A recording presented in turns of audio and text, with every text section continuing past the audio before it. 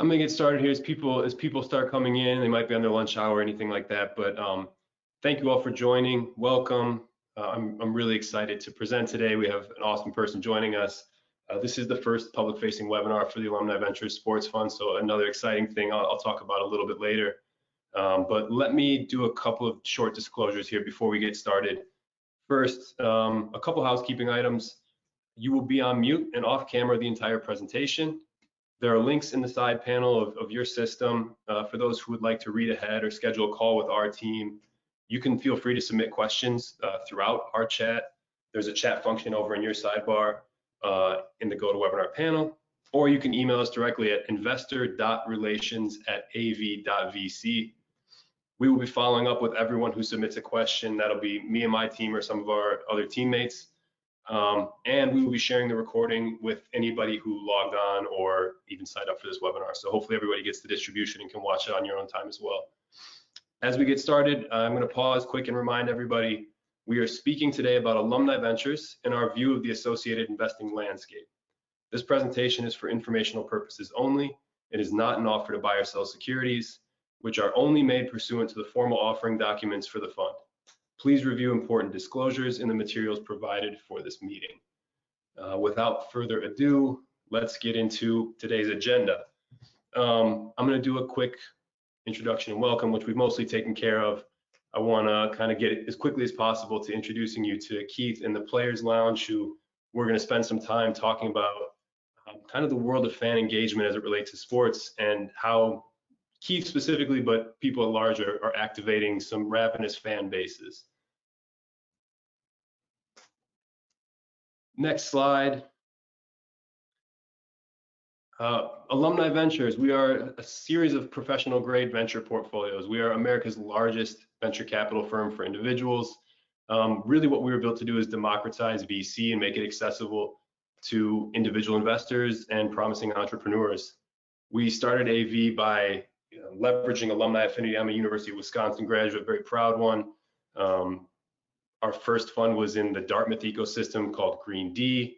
This goes back, almost a decade at this point, and we've had a lot of success with the affinity model, but we're also talking about expanding, and that's kind of what we're talking about today. We now have over 24 Alumni Ventures funds. These are offered annually, open to accredited investors. You can always feel free to talk to our teammates more about that. And kind of what's impressive about us, we leverage a network of 600,000 supporters across all of our funds, co-invest with the most impressive venture firms and great companies. Some stats about us: we have almost 10,000 investors. We've raised over $1.2 billion in capital in our lifetime, and now across the threshold of 1,200 portfolio companies. So impressive organization and continuing to grow. So let's talk about Sports Fund. As I mentioned, we kind of started with affinity, and quick background on me, I'm a former college basketball player at Wisconsin, so not only do I have the alumni affinity, but sports obviously is a big part of that. A natural growth of the affinity model is sports. As we found, we're running AV for several years. Not only can we do diversified funds well, but we think there's a real opportunity for us to do some more specific focused funds as well. Sports is going to be one of the offerings in this coming year. In our portfolio, we'll invest in 15 to 20 companies over the course of 12 to 18 months. We're going to diversify by sector, geography, and lead investors, although that's going to be a little tighter than our traditional funds. Sector is still going to be sports and sports adjacent. We do our best to secure pro rata rights, and we always reserve about 20% of our funds for follow-on investment in our promising companies. For potential investors, we have a 10K minimum investment. And this also includes access to our syndication offerings you can see in the appendix, but the opportunity to look at one-off deals instead of the full portfolio. So today I'm going to present with, I'll give you some background on myself. Keaton, Nankivil, graduate of Wisconsin in 2011. I had a short professional basketball career overseas after my time at Wisconsin and kind of tumbled into venture. As many people say in venture in an untraditional way, but spent some time in corporate venture capital with a large insurer, went back to Wisconsin and got my MBA, and then rejoined Alumni Ventures. It was really on a big growth trajectory. I love our model. I've been here ever since. and I'm very happy to be here. I'll let Keith introduce himself here and come on camera. He can do it more justice, but I have some notes in case he's being too humble. But yeah, Keith, tell us a little bit about yourself. Absolutely. Well, first and foremost, appreciate you all having me today. Excited to be a part of the Alumni Ventures family and get this opportunity. Similar to Keaton, I played collegiate athletics, played football at the University of Georgia, and obviously I spent a few years in the NFL before making the transition into the business world. I'm happy to dive a little bit deeper into my background when the time comes. So if that's now, let me know and I'll go ahead and do it. Yeah, I'll preempt it a little bit because I had a feeling he would be too humble. So just some notes on Keith. He was a five-star recruit coming out of high school in North Carolina. For people who follow sports, that's a big deal. North Carolina Player of the Year in football and Track and Field Athlete of the Year. Recruited to Georgia, class of 2012. A great story I saw is you also convinced Todd Gurley to go there with you. I think we'll talk about it later, but like there's great humility in bringing great teammates with you that we can maybe dive into. Drafted by the Washington Redskins in 2016. And maybe an interesting part of the story, at least to me, is like how you transition out of sports into what you're doing now. You went to, after your pro career, you went to Emory for your MBA, and name some people who know you interned with both McKinsey and KKR, huge firms, impressive firms, and you ended up starting your own company even after those experiences. So we'll talk about all that a little bit. But yeah, super excited to have you, Keith, and I think people are going to enjoy hearing what you're up to. Absolutely, man. I appreciate the kudos. Yeah. So how about you give us a quick overview just to set the table on Players Lounge, what you're building. We'll get into more details throughout the conversation, but like just set the table so everybody knows what you're building and kind of the genesis of it. Absolutely. So I think, to set the stage for that, I'll go a little bit into my background as I think it, lends itself nicely into what we're doing at the Players Lounge. As you mentioned, I was a career athlete coming up. My father played professional sports. So, athletics is always something that was a big part of my life, and football more specifically. I can remember back to, middle school when it was kind of like, okay, if you want to go be a professional athlete, you got to go to college. And I started to get involved in kind of the recruiting world, and I'm sure you remember platforms like Arrivals, 247, Scout.com. I was one of those kids that I was on it. Like in 8th grade, I was on it. I knew who all the top recruits were. I went to YouTube to watch all of their highlight videos. So, I really was consuming that with the idea of, okay, I want to put myself in that position. And at a young age, I really dedicated myself to that. I was the kid in high school that didn't party and didn't, wasn't overly concerned with girls. I was about, my books and really football. And it lended itself well, man. I grew up in an area that we had a lot of very talented athletes before me. The ones that I looked up to, particularly at my high school, we were known for having really good running backs. But for whatever reason, I didn't get an opportunity to see those guys go on and have really any, collegiate to professional career. So it was something that was a little bit, outside of my father. Just it wasn't a part of my reality. Long story short, got a really opportunity to start playing varsity early, 10th grade, and I burst onto the scene. My first game, I had like 350, 400 yards, a whole bunch of touchdowns. And then the next day I had my first scholarship offer. And so, that was when I was really thrown into the world of collegiate recruiting, kind of the business side of things on Rivals and 247, and, had an opportunity to engage with those platforms and really start to understand how they worked in terms of taking information from us, spreading it to fans, and then monetizing that. And at that time, I didn't really understand the extent to what it all looked like. But again, that was kind of my introduction to the ecosystem. You fast forward a little bit. We talked about, my career at the University of Georgia, got off to a really strong start. But then I blew out my knee and I had double knee surgery and I had to sit down for 2 years and kind of reevaluate where I was, what the opportunities were before me, how do I position myself to be able to do something else that football didn't ultimately work out. And, spent a lot of time doing that. As you mentioned, was very fortunate to still come back and get drafted. Spent a few years with Washington and really, I don't want to go too deep into it, but injuries are injuries. You get that, you know what I mean? I kind of had another big major knee injury. And at 24, 25 years old, found myself in a place to where, I had to figure out what was next, which way was up, what did I want to do for the rest of my life? I mean, that transition from athletics to the real world per se is difficult. And it's a thing that a lot of athletes struggle with. And, part of that is what we're trying to do with the Players Lounge, which of course, we'll get into. And so, as you mentioned, went to MBA school, really wanted to figure out what was next for me. It was an exploratory opportunity.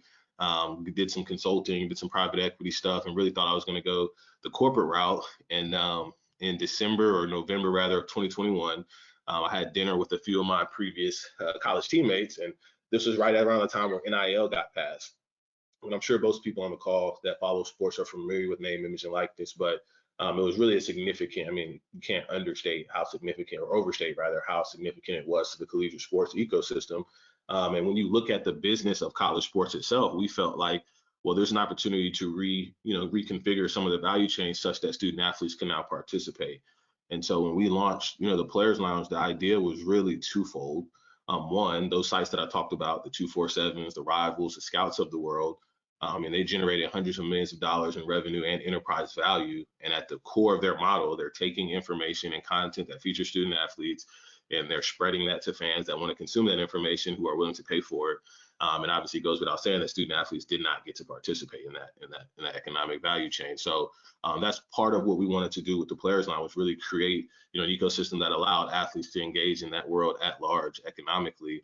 And then the second piece, which is more of kind of your narrative or your feel good, is like there's this rise of what they call the new media. And I'm sure you're familiar with it, but in the professional sports space now, you have all of these guys that have and girls that have their own podcasts, they control their own brands, they control their own narratives, and they're able to distribute that across all the digital platforms that have come to be. So in many ways, it's kind of like the direct to consumer model of media fan engagement, where you don't have to go through an ESPN or CBS. You can communicate directly to your audience. And we felt like there was an opportunity to bring that to the collegiate sports world now because of NIL. And we think the benefits are substantial in terms of having athletes the ability to create a brand to connect with fans on a much deeper level than what we traditionally were able to do through those third-party sites. And so that was the genesis of what got TPL started. We ended up launching in January of 2022, and we had phenomenal success pretty much right out the gate. Now, it was, as a former Georgia guy, we won our first national championship in 40 plus years. And there was a lot of things that kind of, made the timing right. When we initially went to market, it was a Web3 play. And so obviously that was the whole, you sell these digital membership cards, and as opposed to your traditional onboarding ramp through an email and a password. And so we did do those things. But ultimately what we were offering to the fans and what we pushed out was, hey, you guys are all consuming this information from these third-party media platforms. Come over here, consume it directly from the athletes, and get and make sure you're supporting these athletes, which has a bunch of implications. And so again, what fans get is you subscribe to the Players Lounge, you join in a community where you get exclusive content that's all athlete centric. It's all driven by the athletes. It's not somebody else giving them your opinion or tweaking their words in order to drive clicks. It's like, we want it to be super authentic. You get the opportunity to engage with these student athletes through message boards, community events, things of that nature that really bring the community together, which we think is super special and just drives a deeper sense of fandom. And then we've gamified the process, which was kind of, the crossover from Web3 that we've continued even since we pivoted away from that. Is like the opportunity for fans as they engage to be rewarded with points and status. And, you can unlock the ability to do this or that. And fans really, really have engaged in it. And so, that's a high level overview of what we're doing at the Players Lounge. We've been very fortunate over the last 18 months to be one of the only players that's still around in the space. And, I feel like we're in a very, very good position. I love it. There's so much awesome stuff to unpack there. We'll go into points in a little more detail, but I also hope people get a chance to see. I tell everybody, I played for a handful of years, and most of the smartest people I know to this day, even though I work around like Ivy League educated MBA people, athletes are some of the smartest people I know. So I just think it's super cool that you can articulate everything you've done as a former running back, but add on McKinsey, KKR, starting my own company, developing like a really intellectual business model. It's super impressive. Let me get into some kind of points here, and you've touched on all this stuff kind of throughout your overview, but I want to keep digging in. My first question was like, you're in this really unique position as former player. Actually, let me back up. You started as a fan, right? You're on Rivals, you're on 24/7. Everybody, we used to watch SportsCenter in the locker room every morning. So like, we're all fans too. And you're a player at one of the biggest schools in one of the SEC, right? The most active conferences for college football. So you got both sides as being the thing that people are fans about. And then you stop playing, go back to kind of being a fan and then facilitating fandom. So how has your perspective on fan engagement kind of evolved as you've taken on these different roles in the fan ecosystem and become a founder to engage fans? Absolutely. I think, it is interesting. I actually didn't ever think about it that way, from like you start as a fan, then you become a player, then you end up a fan again. That's a very interesting insight. But I think overall, like my understanding of how the business behind what you see or what you get to engage in as a fan or as an athlete. Like my understanding of that has evolved significantly. And the way that I break it down when I talk to people is like, fans really engage with student athletes, or not even student athletes. They engage with the sports. They follow us, a university, professional league, whatever it may be. You engage with that really through three ways. One is the consumption of content. So how do you follow them? Whether that's, watching ESPN or on social media, on these different sites, reading articles, staying up to date, right? And that's kind of the lane that we're playing off in right now, but we obviously have grand visions. The second is that community aspect, or, attending live events, attending tailgates, where you're coming together with other people in support of, whatever it is that you're rooting for.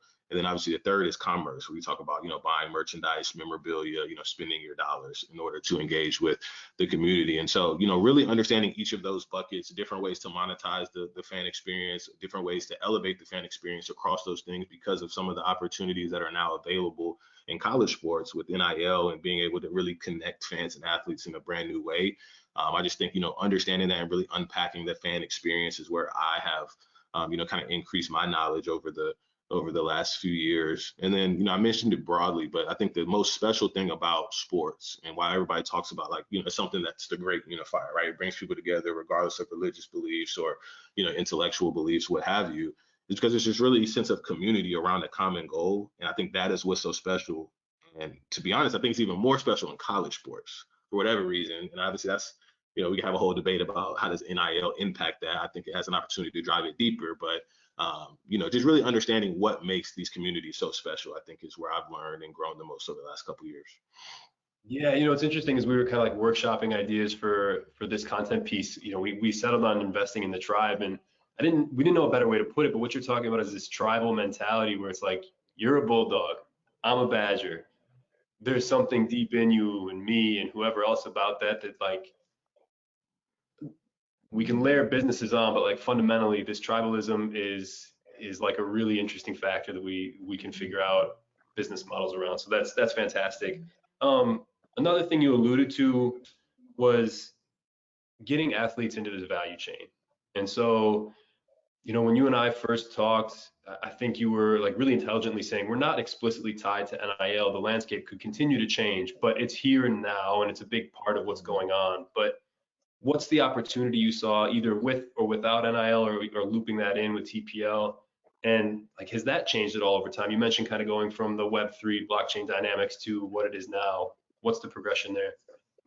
Absolutely. So, I mean, it's 100% evolved, right? I think, again, my understanding, the industry was so brand new in terms of NIL, the regulations, how universities were engaging with it. You have these groups called collectives that we actually launched before the first collective, and now they're everywhere. And so, like, how do you integrate with those? What's the significance? So it has truly been a very, very, interesting and wild ride. And I'm extremely happy to, as a business person, get to go through something like that in a space where I have so much innate knowledge and just, a lifetime of history, because my learning has been accelerated. But, what I really think, I'm trying to think of the best way to say it. It's just been interesting to understand that, like, okay, now we say that these student athletes can get compensated. So every university, it's important that they provide these opportunities, right? But the reality is you had a very mature industry that had, defined players with defined operating models, defined margins, and certain profits that they had to meet, et cetera. And now you're saying, okay, this entire class of people that weren't getting compensated have to now get compensated. How does that look? And I think there's been a lot of band-aid solutions that have popped up, which is honestly the collective, where they're just, in all honesty, they're funneling money from the donors to the student athletes. And I think the industry is really in search of a model that's sustainable. That's like, how do we bake these into the actual value chain to where, it's kind of free market economics. You're worth this much, you can go to market, you can get this much because you're helping to create that, as opposed to just, again, donating money to student athletes. And in many ways, I think that's one of the reasons what, as a model, we've been able to evolve and now go work directly with universities, because we'll go to them and pitch. It's like, listen, you're trying to find sustainable models. You can't keep depending on donors to spend millions upon millions of dollars with no return. They're not getting anything in return. It's really, again, a donation. How do you fix that? Well, around each of these universities, you have this entire mini economy with fans that are doing all the three things that we talked about. They're attending events, they're engaging in content, they're spending money against merchandise and memorabilia. But right now, all of that is owned by third parties. Like the rivals, 247s, On3, Scouts.com, like they have no direct affiliation with the university. They obviously don't compensate student athletes. They serve right now as that middle person to disseminate information or make sure it gets to the fans. go to the university and say, well, if you partner with us, we can go own that market for your student athletes. And now they have a sustainable way to draw revenues from this market that's around your university, the IP and the student athletes. And it's not that, again, it's not that confusing to them. It's just about talking to the right people and kind of working through the red tape. But I mean, I think from an overall business landscape, again, it's that direct to consumer mentality. Like, you have the product, don't let somebody else control the product. Let these student athletes really be the ones to control their own product. Yeah, you're talking about like a really complex ecosystem, like a multi-stakeholder ecosystem. So one of the things I kind of wanted to ask you is navigating customer versus stakeholder. And like, to simplify it, right now you're going to sell your product to a university. They're your customer, they're paying you, but the stakeholder could be the fans, it could be the collectives, it could be the players. And how do you marry customer and stakeholder? And honestly, layering in the dynamic that there was a point in time where these groups may have even been quasi-adversarial, right? And that the universities held a lot of power and the players were the product. Like, how do you marry this stakeholder group? Honestly, I think I spent a lot of time thinking about this because, to your point, it is such a complex ecosystem. There are such big legacy stakeholders, and it's like, how do we bring everybody together such that everybody feels like, they're aligned in the creation of value, they get to participate into it equitably. And so I think the three buckets that you highlighted, like the universities, kind of what I just discussed. It's like, one, you're not getting compensated, your media market. We can help you fix that. In terms of what the universities need to do to support the student athletes, they have to have NIL opportunities. Otherwise, they're not going to be able to recruit and retain these student athletes. Like, it's a competitive necessity. We can help you solve that issue as a university. And then the third, that's kind of, it seems maybe a little bit corny or cheesy, but at the University of Georgia, for example, the media coverage around the university, so much of media is driven by negativity and clicks and like controversy. And like, as a university that's in this limelight, you are kind of, a victim to that. And if you don't have any way through which you can communicate the positive parts of what the university and your student athletes are doing, then you let, again, the rest of the world control the narrative. Well, everything about us is pro-athlete, pro-university. We want to be an ally. We want to talk about all the positive things. There's enough people talking about the negative. And I think universities really appreciate that. When you start talking about the student athletes, which to me is that's our most important stakeholder. As a former athlete, it's like, I want to make sure we're representing these young athletes, we're providing them an opportunity to be their true authentic selves and to communicate that with their fans. As football, basketball, whatever sport is not going to last forever. And while you're at a place like Wisconsin or at Georgia, you have such a big spotlight on you. If you're able to engage and get people an opportunity to really get to know you, you can develop that sense of connection. You don't even know it. There's so many times where I'm in Atlanta or I'm in anywhere and someone's like, hey, I remember you from when you played Georgia. I remember you were a finance guy. I do X, Y, Z. Let's have lunch and discover if there's any opportunities. And I think putting athletes on a platform to where they do get to share who they are, it just extends those opportunities down the line. So it's really, for them, it's about branding, and it's cool. It's cool. Everybody wants their own podcast. It's they like that too. It's very cool. When you go to the customer base, the university partners, what's the thing you tell them that TPL can provide that nobody else can? If they're out looking for solutions, you say, here's what we can do. Nobody else can do this for you. Right now, it's really about the sustainability of NIL model. It's like, how do you tap into this ecosystem, this economy that's surrounding your university, the IP, the student athletes, in a way that's not for the university, but it's for the student athletes. This is about empowering them, and we provide a platform to do that. Yeah, you kind of, and I think you touched on this, so if it's redundant, we can move through it. But one of the things I was kind of fascinated by as I was writing up questions for this is like, I miss the NIL era, you miss the NIL era. What is like the thing that motivates you that you go, if I was back in the NIL era, this is what I would want as a player, putting yourself in the quarterback at Georgia's shoes right now, and how do you build for that? I mean, I think it's kind of what we just discussed. I mean, one, I would love to get paid. I mean, I know the type of money that these kids are getting paid. Like, it's not a little bit, you know what I mean? It's substantial. So that would have been great. But to me, it really is about, like, I think, there's some things in life that you don't really understand until you understand. You know what I mean? Like, until you can get in a place where you have the time to reflect and be like, oh wow, I really was kind of in the limelight. And so if we're able to create a platform that is cool, and we're not selling the kids like, hey, go build your brand so that 10 years down the line, after football, after basketball, whatever, there's opportunities, but it's something that will happen organically if you put them on a platform and let them be them true selves and highlight the best parts of them.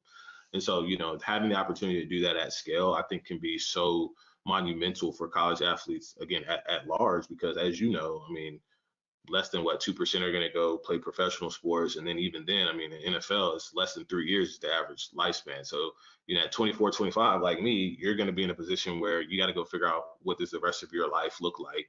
And again, I think if you're really able to own your image, your brand, connect with as many people in a positive way while you're in that spotlight, it's only going to help. So I was fortunate enough to have a father that went through it. I didn't have a choice growing up. Like, you have to carry yourself a certain way. And so I took advantage of some of those things naturally, but I have a lot of friends and people I care about deeply that are great people that just did not do that. And they've, in many ways, struggled because of that. So, Yeah, I mean, the investment stuff aside, like there's something here that kind of touches me as somebody who was in those same shoes where you go, man, you're too young to know what the rest of the world looks like. And there's kind of this auxiliary benefit to what you're doing that hopefully can get players on a better path.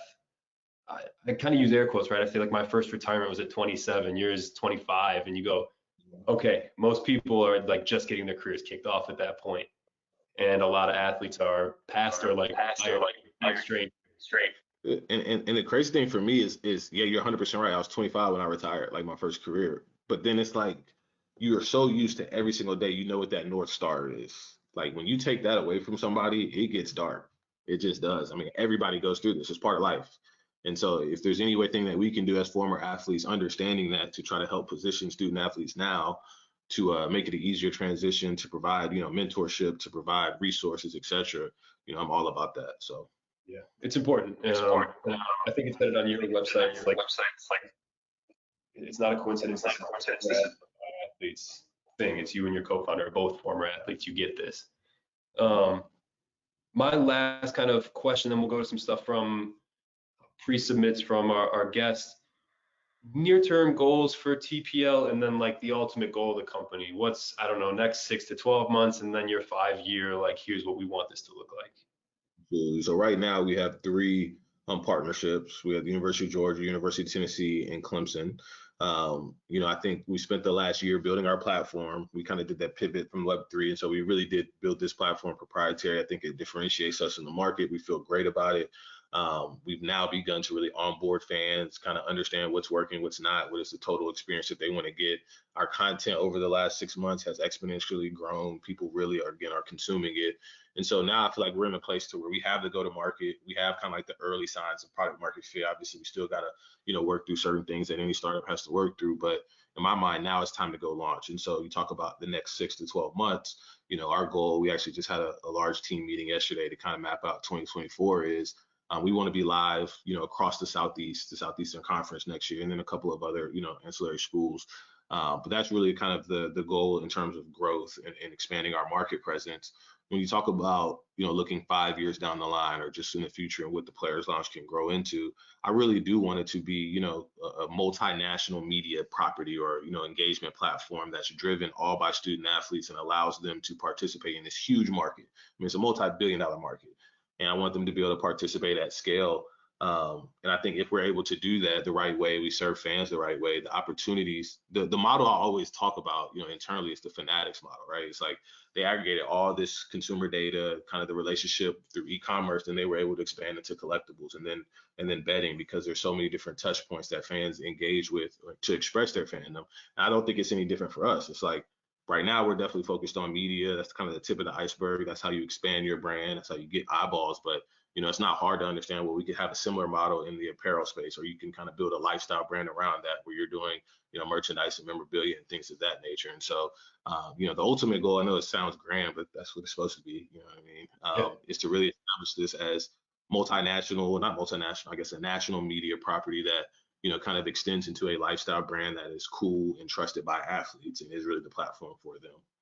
I love that. So that's kind of my core questions, but we had some really interesting questions submitted from the audience. A couple I'll try and highlight here, but one of the more interesting ones to me is 2 guys who played in what would be considered the revenue sports at most schools. It's one thing for us to talk about this, but we also know there's a lot of athletes who play in the non-revenue sports. And so this person asked, how do you think about the long tail of sports and engagement? For example, Olympic sports, smaller college sports programs, the tennis, the softball, the squash, the track and field. And can TPL address some of that asymmetry in that dynamic for the athletes at that long tail. That's very interesting. That's something we spend a good amount of time thinking about. We talk to our, university partners about, and we do serve all student athletes. In the way that, our minds that we've kind of positioned ourselves is like, hey, football in Southeast, that's where the revenue is, that's where the most engagement is. But most of these fans that follow football, a lot of them are fans of the University of Georgia, Florida, whatever it may be, more broadly. And so if you're able to aggregate that, community around football, but really around the university, and then you can, layer in some non-revenue sports and give them a chance to, let fans give a little bit more insight into what they wouldn't typically follow. And so, yeah, we want to 100% serve all sports. I think the ways in which we do some of those non-revenue sports that don't have kind of the built-in same size of the fan base, we'll continue to explore, whether that's, integrate. We've done this already. Like at Tennessee, we have a show where it's a, star defensive tackle, and then we have the star player from the softball team. So they can kind of talk across sports a little bit and compare and contrast their experiences, which is really unique and cool. So we'll continue to explore it. But, our goal is to be a platform for all student athletes. But we also understand that from a business perspective, like if you're going to go into the free market, it's like, football athletes in the Southeast, you're probably going to be worth a little bit more than, your female soccer player. It just it's kind of the nature of the beast. Yeah, it's really interesting. And I don't know if it was the same at Georgia. Like Wisconsin was an interesting place because you'd like share your training room with, a guy who was an Olympic decathlete. And I look at him, I go, man, that guy is impressive. But we can fill a stadium with 15,000 fans every night. And like those they exist. I think you're right. Like those asymmetries definitely exist. And there's a part of me that wonders if there's even more value to be created, just like net new value to be created for those long tail sports that is latent right now because people just can't see them. So it's a super cool question. Well, I used to always say, this is not super important to this conversation, but like at UGA, our gymnastics program is really good. And like if you're talking about the best athletes on campus, the stuff that those girls could do, it was absolutely insane. Yeah. It was Wisconsin too, right? We had like a pipeline of women's hockey Olympians, and so like be these women who were super humble, and at Wisconsin they're kind of filling up the stadium too, right? That was a big deal for us, but these are people who go on to be like some of the greatest players in all time in their sport, and you're like, man, there needs to be more eyeballs over there all the time. Speaking of eyeballs, another question was TV contracts are like really largely driven by football, basketball to an extent. You talk about being a kind of a media play. These existing media, I don't know, distribution mechanisms, these content owners, these content creators, like they hold a lot of power. How do you work with, in certain cases, kind of nudge them in new directions? But like, how do you consider working with those groups when they have so much existing power and influence? So I would say two things. I would say first, in terms of the way that fans consume content, like you're right, the big players, the big networks, they own game day. But for football, which again is kind of our core, at least right now, there's 14 to 16 game days in the fall. But the other 300 plus days, fans are still consuming content, and they're doing so, via these third-party platforms that we're talking about, the Rivals, 247, Scouts of the world. And so, we think there's a lot of value there outside of the TV contracts. Although I do think, and this is a completely different strategic discussion, not necessarily involving us, but the collectives and all that, they are going after that TV money too. And I think student athletes deserve a piece of it. But I guess what I'm saying broadly is like there's so much more content, so much more engagement that's being driven outside of those powers that be, and there's really an opportunity in those markets. And then the second piece is like we've actually talked with, one of it's the biggest in the Southeast, kind of the news syndicate. And they have a partnership with various universities. Hey, we really love the content, the athlete-centric nature of it, the authenticity of it. Can we license it from you and use it in our broadcast? And and so there's other ways that we're thinking about integrating into kind of that traditional media market with the power players that be. But the IP is the complexity. You got to be very careful with what. Yeah, I mean, it's well said. It's a mixed dynamic in that like disruption is important, and there's new models. You're kind of leading one of these new models, and there's a little bit of if you can't beat them, join them thing where it's like, yeah. Also, I'd love for TPL content to be on NBC someday. That'd be amazing, right? So super interesting dynamic. It kind of directly leads to the next question that was submitted, which I think great nuance between like game day and non-game day. But this is a version of it too, where it's what's the optimal kind of online offline engagement split for fans, and like related, do you see a mix of like these hardcore fans, which I think is part of what you're built to facilitate, and these casual, we call them pretender fans in the community base? And like, is there a way to optimize that mix? I think so for sure from a revenue standpoint. So I'm gonna start off with the second piece, right? Our revenue model is kind of multifaceted. So we have subscribers. These are the hardcore fans that want all the information 24/7 nonstop, and they're willing to pay for it. And so, the subscription behind the paywalls where we have deeper insights on game day, deeper insights on what's going on, who's coming in, who's hitting the portal, et cetera. And so that's to serve those diehard fans. And again, we extract additional value from them. But for your casual fans that, hey, I just love the University of Georgia and I spend 20 minutes on social media scrolling every single day, like we are able to monetize that as well. And so we have a pretty significant, within the few markets that we have a pretty significant distribution reach. And we're able to monetize that, packaging up impressions and views and going to sell those to brands that want to sponsor it to try to get in front of these fans. And so, I think there is multiple ways in which you can serve kind of different groups of fans based on the level that they want to engage at. In terms of the optimal, like in-person versus, kind of virtual, obviously we lean more to the virtual because of, scalability. I think that's probably something that the individual fan, like everybody could tell you something different. I love sports.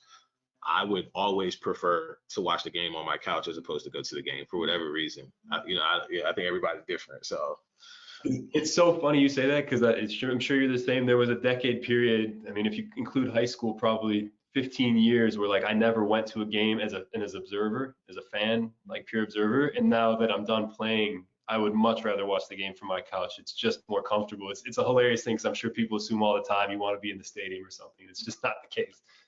not at all. Yeah. Yeah. Last one, it's a little unrelated, but I know you've gone through it, right? We're in an interesting economic time. Sports is a funky space because culturally, like it keeps turning. I played basketball in Europe. Economic challenges really slowed down European sports and kind of the revenue and economic activity there. American sports are not immune, but like it's a crazy machine here where sports like kind of stay segregated from some other economic challenges. In the sports tech landscape, how has the current economic environment influenced things like fundraising and I mean you've gone through it. What's that been like for you? Well, I mean, I think you're talking about being, I don't want to call ourselves a victim. And so, but being impacted by, broader economic trends. Like I said, when we got started, the whole world was in love with this idea of Web3 and collaboration, decentralization, and what it meant. I think a lot of the core, fundamentals or, what was beneath that is actually stuff that's valuable. But then we saw last year a huge basically crash in that market. And we had built a platform to support a go-to-market against that. And so, yeah, we had to completely, scrap it, build a new platform. And I think we're in a better spot now because of it. But, as an early stage company, we've certainly had to, be nimble and navigate kind of the larger economic environment which we engage in. And then on the fundraising side too, I mean, it's not been fun, to be completely honest, raising capital. And I feel really, really strongly about what we're doing. And there are a subset of investors and people like yourself that really get it. And so I love to interface with that. But in order to find those people right now, you might have to have 100 calls for everyone that really understands what you're doing. And I've heard multiple people say, hey, man, we love what you're doing. If you were raising, 18 months ago, you probably would have been done in 3 weeks. And it's just we're not there anymore. And so it's certainly been a challenge. I like a challenge. We're athletes, you know what I mean? I'm not going to run from a challenge. I've heard a lot of statistics about, some of the best companies are made in times when there are, more economic constraint because investors have to be smarter with capital. As an operator, you have to be more efficient with capital. And so the fact that we're growing up as a company in that time, I think bodes well for us because we do not have the ability to waste a lot of money or, just be inefficient. Yeah, there's this image in my mind, right? You're a running back and it's like you get stood up, you got to keep chopping those feet and like, hey, what choice do you have? Get those extra yards and you guys are doing it. I'm going to loop up to you one more question up for you for mine, and then I'm kind of turn over for closing thoughts. But I know you got to go to the White House recently because I think they're exploring kind of the evolution, the future of what the NCAA and college sports looks like. But can you share anything from that experience with people here? Absolutely. You talk about a full circle moment, man. As someone that when I was in school, you probably remember SAC, like Student Athlete Advisory Committee. I was a part of that. I was a part of all the different groups at Georgia. I was actually like the leader of the group called LEAD, where we did lobby and kind of, position ourselves to get additional resource for student athletes to represent them. And to now get a chance to go do that at the highest of levels is really awesome. Very privileged to have that opportunity. Really what the administration wanted to understand was just the perspective of student athletes in terms of, NIL, what does that need to look like? How do we better support it to make sure that athletes are engaging equitably? And then beyond that, it was really more about, long-term health care and just, like as a student athlete, the way it was set up when we played, you put your bodies through the ringer. If you sustain a huge injury that's going to impact you for the rest of your life, there was really nothing after you graduated that the university was obligated to do to make sure that you had the proper, resources and support. And so, a large part of the conversation was around, access to healthcare, unionization, or coming together and being able to lobby for, different resources that athletes could tap into down the line in life as certain things arise. And so, Biden, it was literally talked to him for an hour. He showed us the White House, the Oval Office, and he engaged in the conversation, asked questions, and then he said he was committed to ensuring that some of the stuff we talked about got pushed through. So we'll see, Yeah, politics, but we'll see. Yeah. that's super cool. Any parting thoughts for the audience before I kind of wrap up? Not on my end. I appreciate the time. Hopefully, I was able to provide some interesting insight. Yeah. Great, man. It's been great. I think people are hopefully excited to hear from you. Just a reminder to anybody who's still around, or if you're watching the recording, please reach out to us. We're happy to take questions, answer questions. I won't bother Keith. He's busy, but if there's stuff for him, I can kind of liaise and try and get something. But I don't want to open his calendar up too much, man. But we're super proud of you. Fascinating. Just a quick look. Sports Fund is kicking off. We're super excited about it, as you can tell. There's amazing potential out there. This is a fascinating space. We're going to be raising a fund starting in January. Call our team, talk to our team if you're interested. We're going to do 10K minimums as a reminder. We're putting together a portfolio, 15, 20, 25 companies, just like Players Lounge. And we're going to be looking at some other, I call them pillars. So Keith kind of hit on fan engagement, a little bit of the new media distribution, but we're going to be looking at a few other things as well.